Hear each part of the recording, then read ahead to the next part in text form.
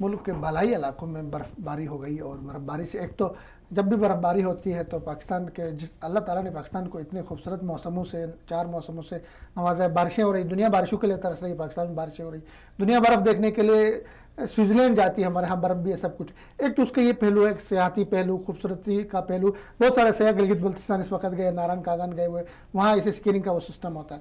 دوسری طرف یہ بھی ہے کہ اس طرح کی برف باری ہوتی ہے تو جو دور دراز کے علاقے ہیں، دور افتادہ علاقے ہیں، وہاں پہ مسائل، لوگوں کو مسائل کا سامنا کرنا پڑتا ہے. غذائی قلت ہوتی ہے، میڈیکل کی سہولات نہیں ہوتی ہے. اس پہ کیا کہیں گے؟ دیکھیں، برف باری جو موسمیاتی تبدیلی ہے، یہ ایک پوری دنیا کے پاکستان میں تو نہیں ہوتی نا، پوری دنیا میں ہوتی ہے. تو ہمیں استفادہ کرنا چاہیے دنیا سے، کہ دنیا اب رشیا کی آپ سوچیں، امریکہ میں ہو رہی ہے، نیو یارک میں ہو رہی ہے، کینیڈا میں برف باری ہو رہی ہے. اب رشیا کے دیکھیں، رشیا میں کس قدر زیادہ ہوتی ہے نا، تو گھروں کے جو ان کی دیواریں بنتی ہیں اس کے اندر اس کو اس لحاظ سے ڈیزائن کیا ہوتا ہے کہ وہ برف جم نہ سکے دیواروں کے اوپر.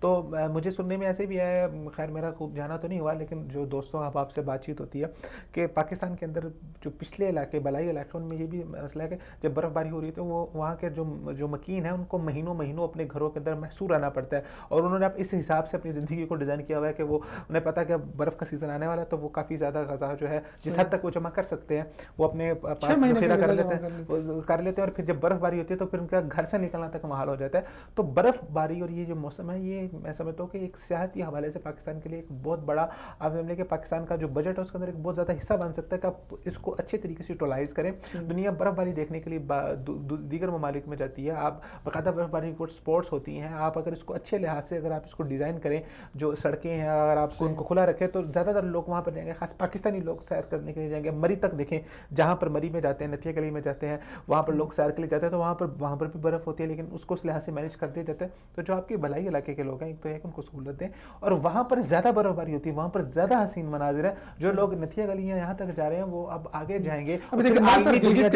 نل تر سر وہاں پہ کھیلوں کا انعقاد ہوتا ہے اس وقت. باہر سے لوگ آتے ہیں، ٹیمیں آتی ہیں، برف کی جو کھیلیں ہوتی ہیں ان میں شمولیت اختیار کرتی ہے. اس کو بڑے پیمانے پہ اس کو جو ہے لوگ سوئٹزرلینڈ جاتے ہیں برف تشہیر کرنی چاہیے. مسئلہ ہے کہ دنیا دیکھ کے تنگ آ چکی ہے نا، اب ان کو کچھ نئی جگہ چاہیے. تو میرے خیال سے پاکستان کو چاہیے کہ اس حوالے سے کچھ اب صحت کے حوالے سے اقدامات کریں. دبئی نے یہ کیا ہوا ہے کہ دبئی نے آرٹیفیشل وہاں پر چیزیں بنائی ہوئی ہیں، جو جہاں پہ برف باری ہوتی ہے اور پھر وہاں پر برف کی کھیلیں ہوتی ہیں، تو وہ آرٹیفیشل بنا رہا ہے. تو دنیا وہاں پر اتنی زیادہ ہے، تو جہاں پر نیچرل ہے وہاں پہ کتنے لوگ آئیں گے. تو جو ہماری وزارت سیاحت ہے اس کو اس حوالے سے کچھ کرنا چاہیے.